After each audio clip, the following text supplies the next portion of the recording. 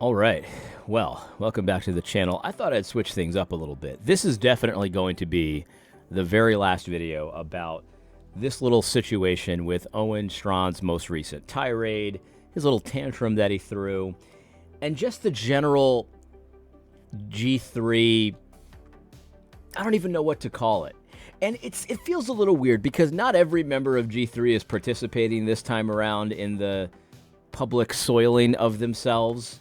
Last time, the first round of this, they all got in on the action. And so it's okay in my book to just sort of lump them all into the same category because they were all participating. Now it's really just Josh who did it. He posted this series of memes with this conspiracy theory about a guy named Charles Haywood, who I've never spoken to in my entire life, never really interacted with any of his materials. I did have a friend, this is someone who I consider a friend, share with me some information that was put out by Josh later and James Lindsay. They've been talking about this and marinating with this information for a long time, so they're trying to deploy it, I guess, at the opportune time. Who knows? But he showed me the website and a little bit of information about it, and I'll admit it looked weird to me, but I didn't really look into it that much, and it really just seemed like a non-factor. Like, okay, there's this weird group. I mean, who cares? Who cares? What does that have to do? I can't operate in the realm of. I know this is going to sound weird coming from me, because I love a good conspiracy theory. I do, but I just cannot operate in the realm of these deep conspiracies where this guy's connected to this guy and secretly pulling the strings for this guy and that guy and this guy. Like, I can only go about 2 levels deep. I can't go that deep. You know what I mean? I can't go that deep. I can really only deal with what I see on the surface and maybe like a couple layers back. I've tried, and I'm not saying that it's bad to do it. If you want to go into that and that's what you like to do, then go ahead and do it. Knock yourself out. It's just really not for me. I don't like it. I love a good conspiracy theory, but I just can't do the thing where it's like, oh yeah, there's this secret society that we know a little bit about, and it's definitely ominous, and it's definitely evil, and it's definitely pulling the strings with the people that you talk to about Christian nationalism and making sure that God's law is enforced. And I'm like, yeah, okay, well, what does that have to do with enforcing God's law? Like, why do I have to worry about that? Well, no, you don't understand. It's just what they want you to do. Like, I can't do that. I just can't do it. So Josh, and I don't think a lot of people can do it. Like, Josh Boyce went on this tirade about this Charles Haywood guy, and the thing is, like, what they chose to focus on was so lame. It's just unbelievable. It's very easily refuted. I'm not going to even get into it because I really don't care. I really just don't care. But G3, at least Josh recently, and Owen, who's in some ways connected to G3. I mean, they're friends, let's put it that way. I don't know if he's connected, besides the fact that they're friends and they collaborate a lot. They've just been soiling themselves publicly, and it's so embarrassing, and I don't want it to happen, but it's happening, and I got to accept reality. So anyway, what I wanted to do for this episode is be as helpful as possible. I've done enough ranting, enough raving for one series. You can go back and watch those videos. That was just prime stuff. Mwah! Prime stuff. So I'm going to try to be as helpful as possible with the conclusion here. Let's jump into it. John is going into the various liberals that are praising Owen Strachan for publicly using the same weapons they would use against the same enemies, like doing their bidding, essentially. A liberal and a weak man for raising objections to their movement.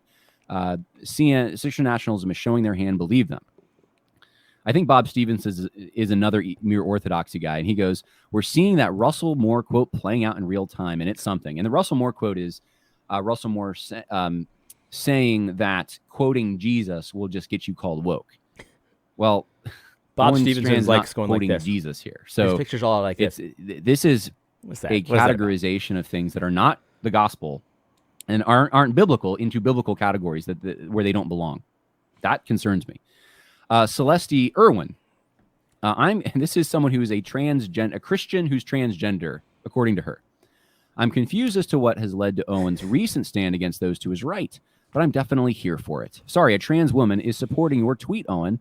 I know that's probably not a good look for you. So this should give Owen some pause. Yeah, it definitely should give Owen some pause. And again, I'm trying to be reasonable here. Celeste Irwin, I don't know what his real name is, and I'm assuming it's a he. It's actually a he/him instead of a trans, whatever, because they say in the tweet that they're trans.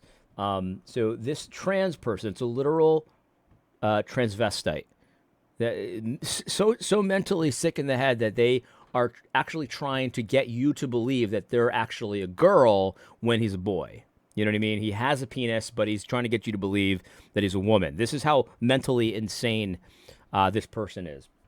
But they saw the signal that Owen Strachan sent up. And so I think if I'm Owen, and they're supporting it, full-fledged, full-throated support, if I'm Owen, does that mean that what I've said is wrong? Not necessarily.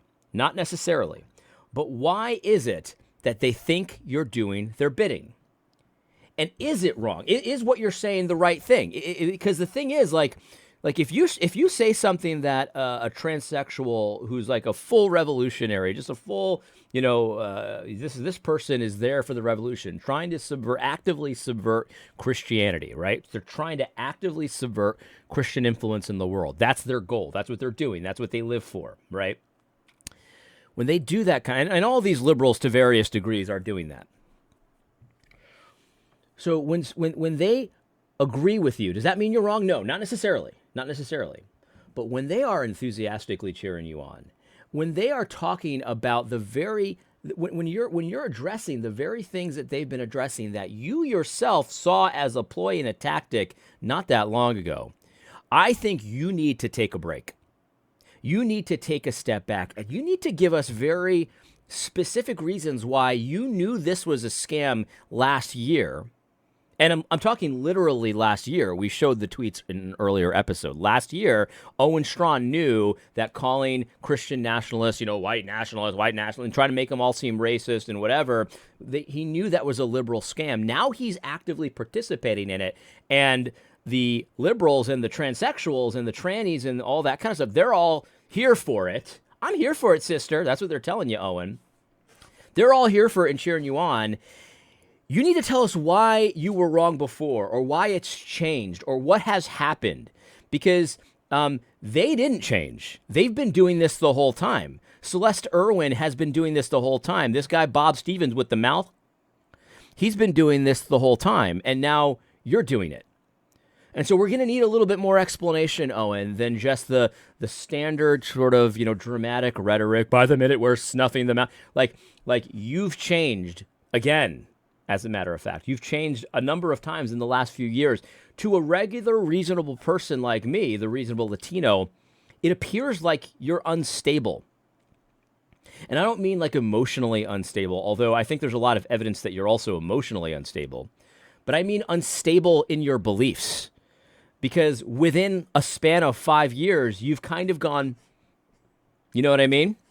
You've kind of flip-flopped a number of times, and we've got evidence for it. It's not just I'm saying this. It's that the writing and the tweets and the rhetoric, it has changed back and then forth. And so I would think that reasonable people would have questions for you, Owen, because that's what a reasonable person does, asks questions. And so we're going to need a little bit more than the Twitter, beating of the chest kind of thing. And I hope in your presentations at G3 you do that, because I am looking forward. I can't tell you how much I'm looking forward to picking apart your presentations at G3 and seeing if you offer any explanation. My prediction is that you won't. You won't tell us why you flip-flopped on this. You won't tell us those things, because that's what Gospel Coalition did. They didn't explain anything. They just pretended like they've always believed the same things, and you're following their playbook. So while I can't predict the future with perfection, I can predict that you're following their playbook in general, and you're going to continue to do it. Owen, a reasonable person looks at what you've done in the last few years, and G3 as well, let's just face it, and they have a lot of questions as to your stability. That should jolt him a little and make him wonder, why in the world are all these people who are from heretics to just social justice warrior types supporting me in this? And they're loving it. That should give you some pause, right? Nathaniel Keene for $4.99 asks, can someone explain why interracial marriage is such a universal good, deserving of being championed so hard? That's a good question. And I would say, in context of this question, It is a good question. The constant drumbeat. I saw an advertisement. This is a question that a lot of regular, reasonable people in the pews are asking. And the reason I know this, it's not just my speculation, it's because they ask me a lot of the time. And a lot of the time they ask a guy like me on the internet who's nothing to them. I'm not their pastor. I'm just a guy on the internet that they happen to enjoy. They probably enjoy my entertaining rants and raves, right? And I'm aiming to be entertaining, of course. So the reason they ask me is because they're scared oftentimes to ask their pastors who take their cues from guys like you. Because if they start to present sometimes to pastors that take their cues from G3 or Gospel Coalition, they start to ask questions that sound a little too Christian nationalism-y. What I meant to say was if they start asking questions that even sniff of Christian nationalism or anything like that, they've seen you guys set the table. And the table has said, oh, that might be a bigot, that might be a racist, that's white nationalism, that's ethnocentrism. And so they don't want to have their pastor think that they're that just for asking questions like this about why is interracial marriage being pushed. I'm not against it, but why is it being pushed? They've seen how people they respect have behaved. Josh, Virgil, all of you guys, Scott, all of you guys. I guess some people probably respect Nathaniel Jolly. I don't know. Owen. And they've gotten all hot under their collar, screaming racism, essentially. And so they don't want to ask their pastor that. So they ask a guy like me. And I would put the blame on that at your feet. Listen, I think I'm a smart guy and I think I'm reasonable, but they shouldn't be asking me. They should be asking their pastors. Your example has been abysmal. Abysmal. Your example on how you're handling these kinds of questions has been beyond awful. It's been shrill. It's been highly emotive. It's been the opposite of what a Christian leader's reaction should be. I don't know how much clearer I can be. You've acted like fools. And so this is a good question. Why is this such a universal good, interracial marriage? Why is it so universally good that we need to promote this? It's a good question. People should be and are asking that question. Maybe not to you guys because they don't want to be called a racist just for asking the freaking question. But they ask people like me, and I'm happy to answer, but they shouldn't be asking people like me. Just yesterday, McDonald's put out the constant drumbeat to force all families to look as diverse as possible. And that's something you guys can change, and I hope you do change. I mean, I hope you see that I'm serious about this. I'm not joking around in this episode. I want to be helpful. I want to be reasonable. You guys probably have good answers to some of these questions. Because I don't think you're my enemy, right? Even though you've decided that we're your enemies, I don't consider you an enemy, and I never have. I think you probably would have some good answers to some of this stuff. But the way you've acted, the way you've handled this just shows there's something weird at play here. I don't know what it is. Maybe I'm wrong. Maybe you are, just an enemy. I don't know. I don't think so. Is that aren't, I mean, like you have like a black wife and a white father with like an Asian kid or something. And it's like, is that possible? Sure. You know how exceptionally rare that is? Normally advertisers are trying to identify with you to say, this person just like you bought this product, so maybe you should buy it. And they're not doing that. They're doing a political programming to tell you what you should be doing. You should be. It's a moral good. It is superior. It is more righteous to marry as far outside of your particular ethnicity, if you're white at least. It seems to be fine if you're not. But that's a moral good. And I will say this, that's nowhere in Scripture. Yeah, it's nowhere in Scripture. And in fact, we see a lot of evidence to the contrary when it comes to this kind of thing about what is normal, what is good and things like that. And this is the thing. I'm not against interethnic marriage. Obviously, I'm in one. You know what I mean? I feel like sometimes I feel like when I sent Owen an email the other day and I didn't get a response. I didn't expect one, of course. I felt I toyed with the idea of warning him to not mention me in as a kinist, not to protect myself because I think that would be quite hilarious, but just because I didn't want him to faceplant so bad. I'm in an interethnic marriage and I'm very happy in it. So like, I'm not obviously not against it, but it's just not what normally happens. That's just not the case, right? It's not what normally happens.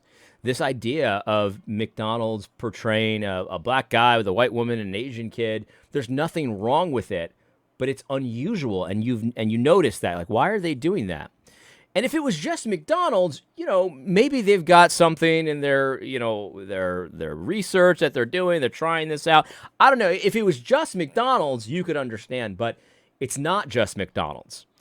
It's every freaking commercial. This is an obvious play, and we are wondering why that is. It's a great question. Because in the scripture, you don't see that kind of thing.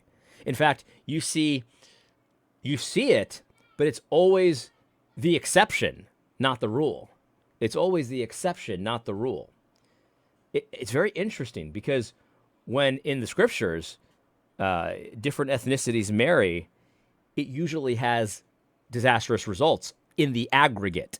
I'm not talking about individual situations, because there's plenty of situations in the individual that are totally fine, right, good, promoted as good, all of that kind of thing. But in the aggregate, it's not a good thing. It always leads to compromise because, obviously in the scriptures, there's more than just, raw ethnicity at play and cultural traditions at play. It's always the religious thing as well. And so we can understand that. But religion is part of culture, right? And so there's a certain destabilizing, and we'll let John talk. We'll let John talk about this. This is not a moral good. There are situations where you do that. There are circumstances, I think, for that, but that is not a universal moral good or anything like that. You don't get any points with God or anyone else because you married someone who had far different genetics than someone you could have married, or maybe living in the same area you naturally would have married, who would have grown up in a similar region and so forth. So this is just this is a good question, and I think it's important to realize that that's the context we're in, where this is being jammed down our throat. You have to ask why. Why is that being jammed down our throat? To create, I think part of it is to create further fracturing, because on an individual level, sometimes it can be really good. It can be the right thing. Some of my friends I have are in interracial relationships and they love each other and it's great. In fact, I go to a church that's very diverse and I love it. But on a mass level, a societal level, social wide level, a macro level, these things are destabilizing. And I mean, it's very clear. You don't even need to know history to know this. You don't need to know about, what's going on in different parts of the world. You don't need to know any of that. All you need to do is open up your Bible, right? Because we see that in the scripture, marrying foreign women in the aggregate has a negative effect on the people of God. Now, of course, there's a religious primacy there. There's a religious issue there, right? Because the other foreign women worship foreign gods and all of that. But religion is part of culture, right? We understand that. So if marrying foreign women destabilize the true religion of God's people, just in and of itself, in the aggregate, why wouldn't that also come into play when it comes to church traditions? Well, it did. Now, the different traditions that you bring on board. I mean, your religion affects all of these kinds of things. It does. And so the destabilizing effect of this in the aggregate, again, like individuals in the Bible, they're promoted as, they were good partnerships and things like that. It was a good, it ended up being a good thing that these people intermarried. But oftentimes it comes with conversion too, right? Because, they converted to the true faith, right? They did not bring with them their foreignness. They assimilated is what they did. And so a reasonable person reading the scripture, seeing these warnings again and again and again, and understanding that, yeah, there's a religious focus there, but in general, it never worked that the religion the religion of the foreign women that they were marrying, when they were intermarrying, didn't affect the whole. It always did. It always destabilized things. It always changed things. And so it doesn't take a genius to just sort of connect that and say, okay, well, why is this being pushed? Okay, I can see in the Bible why this was a bad thing. starts to make sense that all of our enemies are promoting this as well, in addition to their full program of, sexual immorality, abortion, the trans stuff, pornography, the whole thing, socialism, everything. And you start to realize, it's not that they just forgot. This one actually was one of the things that we're pushing for. This actually works in their whole program. This is their whole program of evil. They're trying to replace a good tradition that the United States has with this evil tradition of paganism and all this kind of stuff. And they've been quite successful. And eventually, we got to put a stop to this. We do need to put a stop to this. You know what I mean? We can't just let the evil people come in and take over and do everything that they want to do. Eventually, we got to stand up and do something about it. And so people are asking questions, and then you are shrieking like women that they're racist and kinist and all this kind of stuff. And see, that's not going to help matters at all. And I really wish you wouldn't do it anymore. There's so many examples you can give of this. You could talk about what's happening in South Africa and how even in that country, the people, it's hard to form a government with people that are so different. And then the unfortunate thing is the people who are a mixture tend to, the black and white, they tend to get persecuted by both sides, or at least there's suspicion. There isn't built trust there. And so it's, if you want to destabilize a culture, there's probably a lot of tools at your disposal, but that would, in my mind, that probably would be one of them. And you can go back. I know people have found quotes from various Marxist thinkers that have said basically much the same thing. Like, this is what needs to happen. I know the Soviets even were involved during the civil rights movement in trying to push a lot of the forced diversity because they knew it had a destabilizing effect on a mass scale, not on a macro or micro scale. And then you'll get people that'll just speculate, and they'll say, like Ligon Duncan, what if this is the way that the gospel comes back to the United States? What if? And it's like, sure. I mean, we're all good Calvinists here. We understand that what the enemy means for evil, God means for good. And so, of course, we understand that, but that does not mean that those means are something that we should not oppose, that we should not stand against, because the evil that Joseph's brother did should still be illegal, should still be stood up against, and we should still say, people, don't do that to your brother, even though God meant it for good. And so, there's no inconsistency with saying, sure, perhaps God's going to use this for our good in the future, but still not want to have, infinity immigration, you know what I mean, with no limits or things like that, and still not want to have, this forced diversity, this unrealistic diversity pushed on us as if it's always a good, it's always a positive thing, when we know from examples in history, but more importantly, when we know from Scripture that is not the case. That is not the case. This is not a moral imperative for a Christian or a nation. It's not. So, yeah, sure, God might use it for good. Yeah, we get that. But, of course, that doesn't necessarily affect how we operate, right? We could still ask these questions. We can still, do what needs to be done, whatever, that kind of thing. So yeah, I mean, important point, good question. That's my answer. Hopefully that helps. But I should probably just say, because someone's going to take me out of context here, not against interracial marriage at all. In fact, I have two sisters-in-law. One's Jewish. One is now I'm a Dominican. There we go. Well, I could handle the Jew, but Dominican, I'm out. I'm out, man.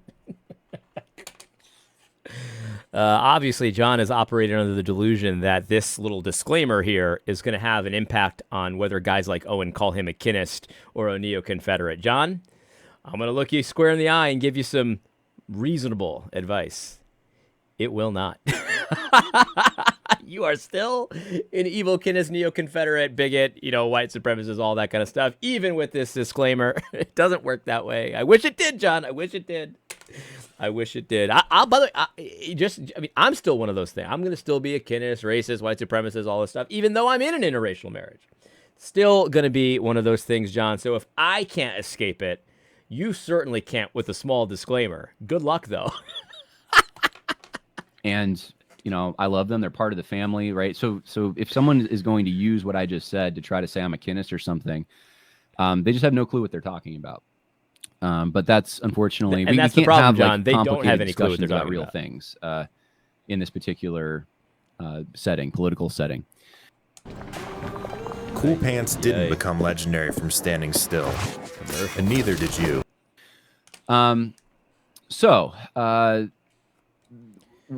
There was, I don't know if I want to go over all this. We've been going almost an hour here. Toby Sumpter also responded to this, and I just thought it was a weak. It was just sad. It's just sad to me. There were some other conservatives, people who have been, kind of anti-woke, that were dunking on Torba's tweet, and I just thought this is not exactly helpful stuff. Yeah, I mean, so, and I'll just say this briefly, and I don't want to spend too much time on this. Ken, to call this kinism, Ken doesn't know what he's talking about. Ken took his cues from a guy like Owen, and this is the exact thing that I'm talking about. Like regular people, regular pastors, regular leaders are taking their cues from guys like Josh and Owen, who have soiled themselves publicly online on this topic. Just so emotional, just so shrill and hyperventilating on the internet over this. And so regular people that have questions about what Torba said, they're gonna ask me about it. They're gonna ask me about it. And if you don't want them to do that, then you need to maybe reconsider how you're engaging here. Maybe be a little less shrill. Maybe when you feel your blood pressure rising a little bit, you get all emotional. Take a step back. When you see the he, him, they, thems cheering you on, people that you knew were lying about this very topic not that long ago, when you see them cheering you on and saying, like that kind of thing, you understand they don't do that unless someone is using their weapons and their tools to destroy their enemies. Take a step back, pause, don't keep going, don't double down, don't do that kind of stuff, man, because regular people are seeing your cues and they're following your lead and soiling themselves. This is not kinism. Anyway, but then Toby over here, Toby responds, and look, Toby is his own person. I've got great respect for Toby. He doesn't call it kinism, and I think that's worth mentioning because kinism is a particular thing, and Toby's a smart guy and understands that it's a particular thing. And this tweet by Andrew Torba is not enough to call kinism carefully, right? But if Toby were to have asked me, should I tweet this? I would have said, no, why don't you reach out to Andrew to find out what he meant by this first, because Andrew's a friend, not an enemy. Now, I don't think that Toby's treating Andrew like an enemy here. This is a lot more careful, in my opinion, than what Ken has done on the other side. So I don't think that this needs to be like rebuked or anything like that. I wouldn't have said it, and if Toby asked my opinion on this, I wouldn't have put this forward. But I understand why Toby said this, because in and of itself, the tweet is, like I said, it's pretty basic. What does that mean? It's inherent good, right? What does that? Does that mean that I'm required? That it's wrong if I do this? Like I don't know what that means, right? I don't know what it actually means. I would have just ignored it, right? I see no reason to try to dunk on this, right? Andrew's a friend. You know what I mean? Andrew's a friend. And I don't just mean personally. I mean just in general. In the fight, he's a friend. He's an ally. You don't need to dunk on allies. You can push back. And I think that Toby's walking the line here. I think, in my opinion, maybe I'm biased because I'm on the Fight Laugh Feast Network. You can just discard my opinion. That's fine. I think Toby here is right on that line of treating him like an enemy and treating him like a friend that I'm pushing back on. I think this is okay. I wouldn't have done it, but Toby chose to do it and all of that kind of thing. So he's basically saying do better. Not treating him like an enemy, but skirting that line, in my opinion. If you must signal against Torba, I think that you can look at how Toby did it and learn something, guys like Ken and Owen and Josh and all these people. I think clarifying it first. I mean, that's what I try to do, is when I don't understand, I clarify, but people are dunking all over the place. Now, okay, so this is, I'm going to try not to interrupt this. There was a video I had done. I'm going to go looking for it on Let's Church in just a little bit, where I kind of projected into the future, and I said, here's what I'm trying to avoid. Here's what I don't want to happen, because I can easily see this happening, and there's some truth to it, but I really don't want to cause this. I want to do everything in my power to prevent this from getting to where it could go. And this is the kind of thing I was talking about in that video. This was a few years ago. I remember talking about this because at the time I was recognizing that there's legitimate discrimination against white people in our culture. And there's systematic discrimination against white people in our culture. And it's okay to hate on white people. It's okay to say just awful things about white people, whether they're true or not. It didn't matter. You could just say it and you can get pats on the back for it. I could see that starting to develop over time. And I knew that would obviously have a reaction. And especially when I saw pastors that everyone used to respect doing the same thing and piling on, I knew that was a big problem, because there's going to be charlatans that are all too happy to welcome those people in, because all they see is pastors who should know better, just to get a few clicks and a few likes on Twitter, to get a few more conference signups and things like that, dogpiling on white people. And people only put up with that for so long. I'm not going to dogpile on white people. It's just as simple as that. They've been the whipping boy for too long, and I understand being pissed off about it. I'm pissed off about it. So I'm not going to pile on. I'm not gonna go along with the narratives. I'm not gonna bolster the narratives of my enemies just to get a few likes on Twitter. Like Owen. He reinforced their narrative, and he used all of his influence and authority and good name that he could muster, because he's got some. Owen has influence in conservative circles. Because I remember when I said that he was woke, people have a short memory. They don't remember a time when Owen was woke. They think he was been a stalwart anti-woke this entire time. They're clueless on that. He has been woke, and he's woke. But he has influence, and he used all that influence to bolster the narratives of our enemies against whites. And that's going to have a reaction. And I want you to hear this. I'm not going to interrupt it. Listen to this and consider how you conduct yourself publicly. There's some sad things that Andrew sent me, because I asked Andrew, I said, Andrew, what did you mean by this? And there were two things that stood out to me that he sent me. These are tweet threads. They're so long, though, that I do not know what happened with my highlighter. I have to say, for those watching, I had specific things highlighted, and for some reason, when I transferred it into this program, it got messed up. But the words are still there, at least. So here's the first one, and I'll just read this. A word on race and ethnicity, a little long, but please read. I am white. Always have been, but then only somewhat. That is, I'd never really thought much of it. I came to maturation mostly in the 90s, probably the high watermark for race relations in America. I was blessed to attend an excellent private school in the South, which was, of course, mostly white, but we had folks from all over. 80% of the kids were day students, meaning they lived at home with their families, but there was 20% of boarding students. This is actually very typical for Christian schools from places like Saudi Arabia, Japan, Korea. And we had the internationally wealthy and poor local white kids who attended on scholarship. So we grew up this way. And he says, likewise, he says, never was there a whiff of complaint from the non-white students. We were living in the ideal reality that people theorize. So I didn't really think of myself as white because I didn't think about race at all. I can actually relate to this to some extent. I've really never thought of myself as white, like primarily. Even ethnically speaking, I've always thought of myself as more, not always, but since I understood that I was like Scotch, Irish, English, like I knew that I knew I was American. That's the primary thing I knew. But I knew that my ancestors came over and went back to the Pilgrims and Virginia and Pennsylvania and the early explorers. And so that was always my identity. But anyway, not because I'm eager to be proud of it, he says, but because it matters much to me, but because I've been forced to. And I relate to this. To not do so would be like a woman walking down a dark alley, gleefully rejecting the notion that she was a woman and thus had nothing to fear, that she needed to take no extra precaution. In short, I'm only aware that I'm white because I'm vilified explicitly for being white. If not for that, it wouldn't have crossed my mind. I wish it weren't like this. I once shared a beautiful common culture with my friends of disparate ethnicities, but that's been torn to shreds. Now I'm forced to be race conscious, one of the last things I have any interest in doing.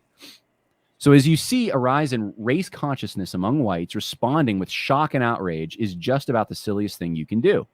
It was inevitable once it became fashionable to attack and denigrate white people.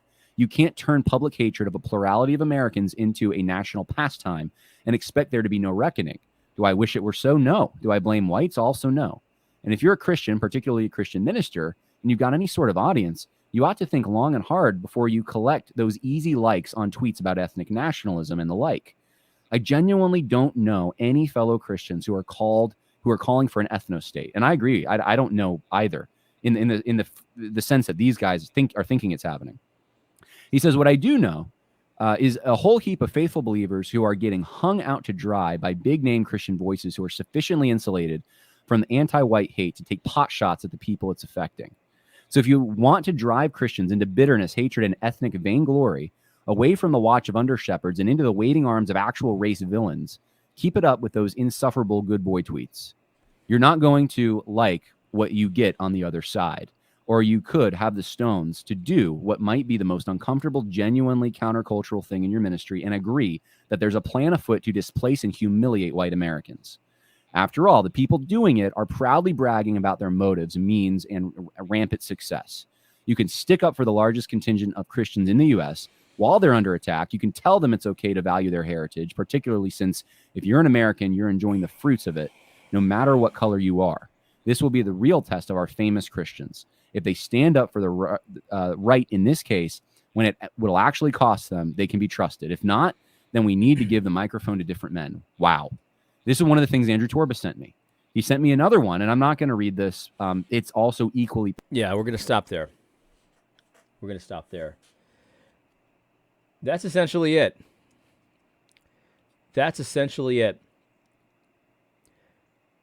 During Woke Wars 1 with Big Eva, I remember numerous times just pointing out how the regular people in the pews would just get drugged through the mud in the media again and again and again. And every time a guy like Tim Keller got in front of a microphone on mainstream media or got a writing piece in The Atlantic, regular Joe Christians would just get drugged by him.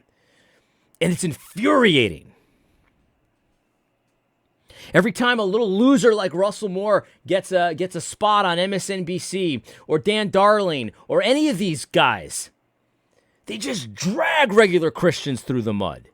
The hatred is palpable. They find regular Christians freaking disgusting, and we can all see it. Because when they get a spot on the media, that's what they do. That's what they're there for. The media knows which Christians they can call upon to call every Christian a backwards, bigoted, conspiracy theorist, racist. They know which ones they can call on for that. That's why people like me have a platform at all. People like John, people like Joel Webbin, because they're sick of the leaders that are dragging them through the mud for nothing, for no reason. They didn't do anything wrong, but they're being tarred and feathered in our culture. We don't do the actual tar and feathering, but that's how you do it on the media. And we'd wonder, why are they doing this? What do they get out of this?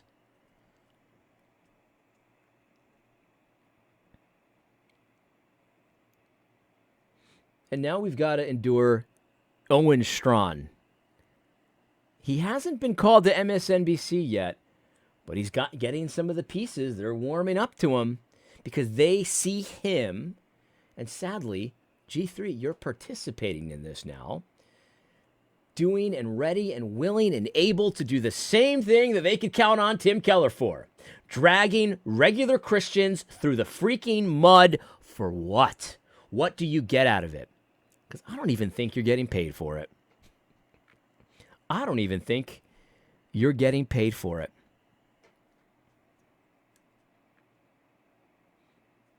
It's just history's repeating itself.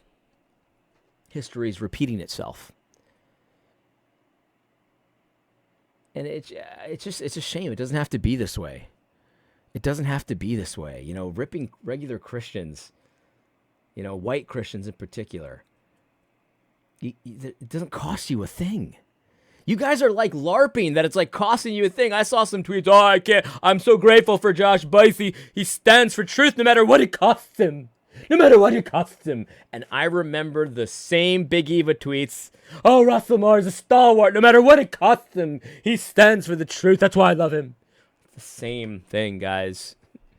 You guys fought Big Eva because you wanted to be Big Eva. I think that has become very clear, and it doesn't have to be this way. If you could just handle this topic, guys, this is the whole point of this video. If you could just handle this topic like men and not do the Big Eva, you know, shrill, everyone's a racist thing. If you could do that, man, you guys could be so powerful. If you could handle this like men and treat your brothers like brothers. If you could handle this like adults, really. Instead of shrieking pagan women. Because that's what you've done so far. And we can all see it. And we don't like it. We're only a few months away from Owen Strachan, you know, doing this on MSNBC willingly, gladly, ripping Christians apart. I think, honestly, if MSNBC called Owen, he would gladly do it and talk about the rise of white Christian nationalism. It's a threat. It's a threat to Christians. He would we're not that far away from that. We're not that far. That's my prediction. We're not that far away from that. And it doesn't have to be this way. And it doesn't give me any joy to make that prediction. This doesn't make me happy. The last thing I needed was a new woke wars. You know what I mean? I did not need a new Big Eva wars. I did not want that. I did not look for that. But here it is. And I've got to accept life as it is. I hope you found that video helpful. I hope you found it reasonable. God bless you. That is it. That is my final word on this issue. I hope you found that video helpful. God bless.